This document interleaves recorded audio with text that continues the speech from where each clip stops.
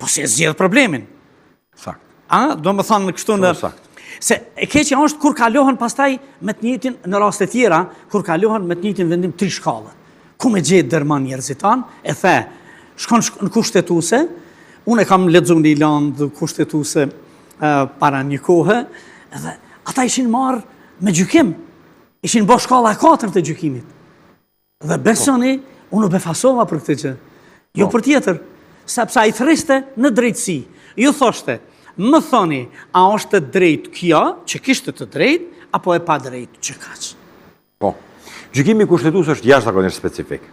Nga se gjykata kushtetuese duhet zakonisht qytetarët i drejtohen gjykatës kushtetuese për shkeljen e 931 të kushtetutës, nën ky i cili garanton gjykimin e drejtë. Gjykata kushtetuese zakonisht kur i trajton rastet duhet t'i trajtojë vetëm nëse janë zbatuar parimet e gjykimit të drejtë. Cilat janë ato parime? Për shembull, nëse palës tjetër s'u ka dhënë mundësia me prezantu fare prova e palës tjetër kundërshtari ju ka dhënë mundësia, atëherë nuk kemi gjykim të drejtë.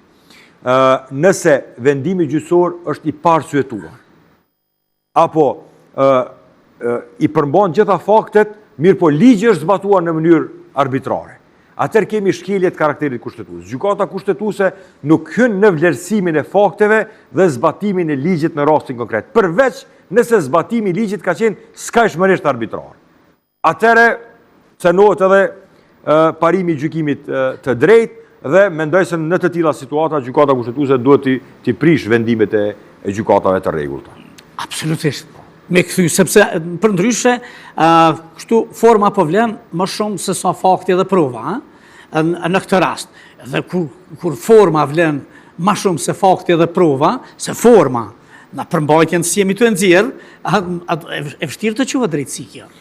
Po, unë po thëmë, do të kishte qenë shumë mirë që vendimet e gjykatave tona të testohen në gjykatën e Strasburgut.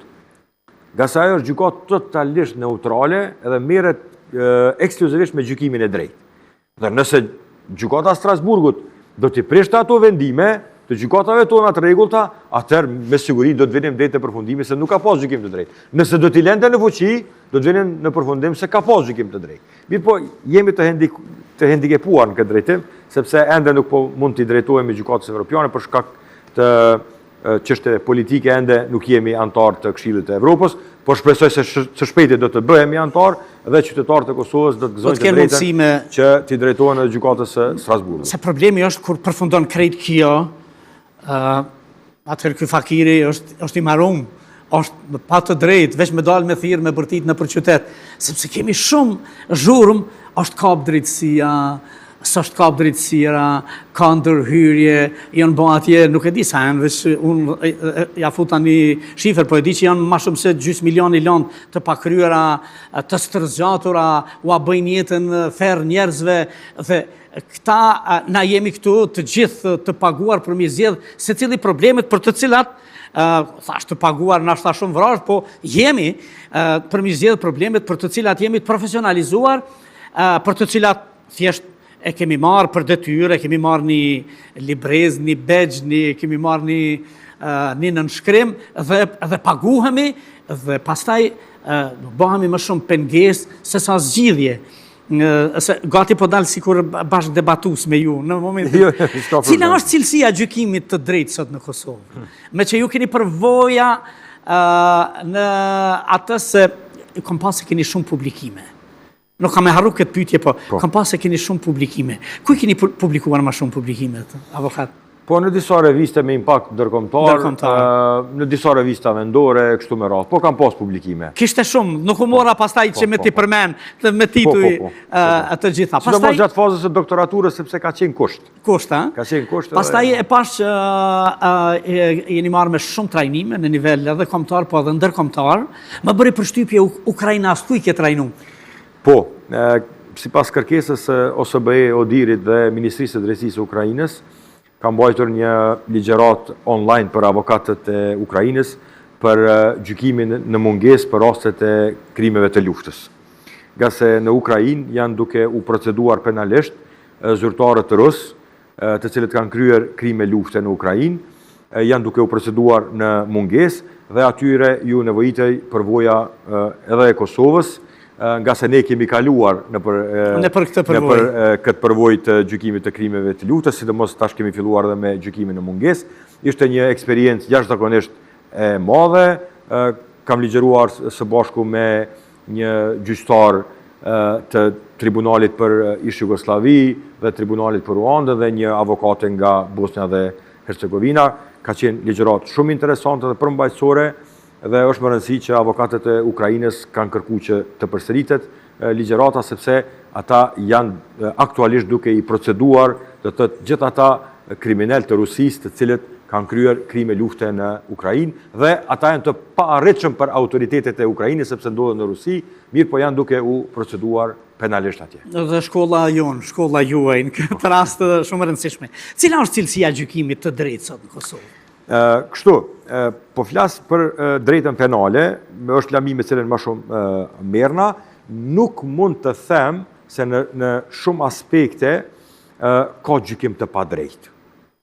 Do të thotë disa aspekte të gjykimit të drejtë në lamin penale zbatohen. Pra, gjyqtarët nuk jau cungojnë të drejtat të pandehurve të propozojnë prova të cilat të pandehurit mendojnë se janë në favorin e tyre. Nuk jau cungojnë të drejtat që ti marrin në pyetje dëshmitarët e prokurorisë. Pastaj të propozojnë prova materiale.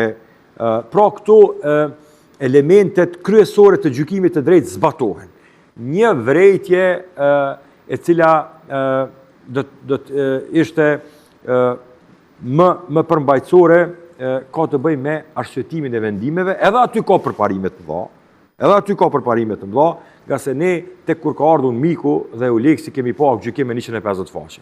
Nga se Kosova duke qenë pjesë e Ish Jugosllavisë e ka pas traditën ligjore të Ish Jugosllavisë ku njeri është dënu me burgim përjetshëm me 7 faqe arsyetim. Mirë po ne e pam që nëse dikon do me dërgu në burg, do me privu nga një drejt që i takon, si që është e drejta e lirisë, duhet arsyetimi të jetë shumë i hollësishëm. Nga se dikon për e dërgon në burg, a i duhet me ditë pse po shkon në burg. Përparime në këtë drejtim ka, mirë po ende ka shumë hapësirë për të përparuar, nga se çështja problematika e arsyetimit të vendimeve gjyqësore nuk është një problem me cilin ballafaqohet vetëm Kosova, por edhe shtetet e rajonit, mirë po ka përparime. Mirë po marrë në përgjithësi standardet e gjykimit të drejtë në lamin penale besoj se zbatohen.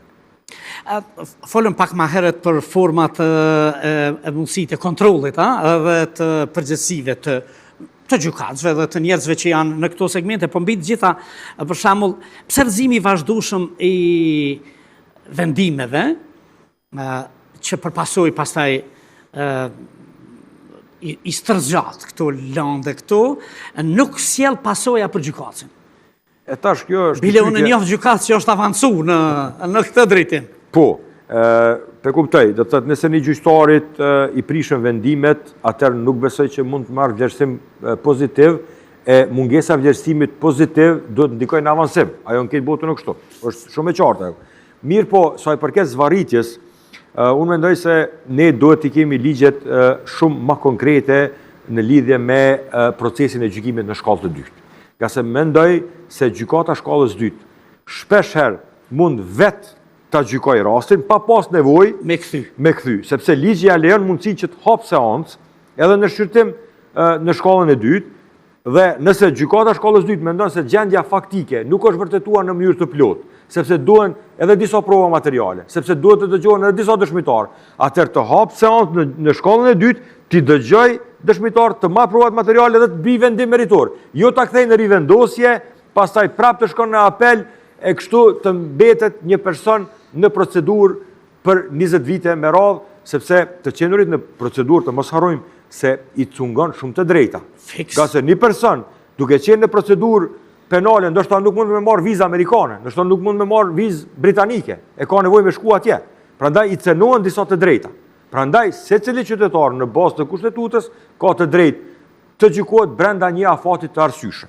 E kjo ping-pongu mes gjykatës apelit dhe gjykatës shkallës parë ndikon që gjykimi të mos kryhet brenda një periudhe të arsyeshme. Sikur të ishte ky mekanizmi i kontrollit, edhe i vlerësimit, që me ditë që nuk shkon më tutje, nëse, do më thonë, unë mendoj që ekzistojnë kritere për të pranuar, po themi, si gjykatës në sistemin e gjykatave të Republikës.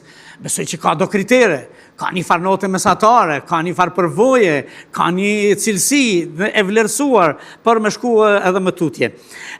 Ja mundu të nxjerr gjëra të bukura edhe praktike, se të kam dëgju, të kam përcjell në për emisione që normalisht se avokatit i shkon kjo gjë edhe është nga prioritetet e para që të flasi bukur, po edhe konkret i kuptueshëm për të gjithë në mënyrë që njerëzit të kenë mundësi absolutisht ta shohin njeriun që referon, që flet, që jep mësim, se kjo është në fundit edhe pjesë e shkollës tingëllon kështu vizive që na mëson shumë gjëra, na bën edhe më kurreshtar, më dëgju se si zgjidhen, se si janë përvojat e kështu.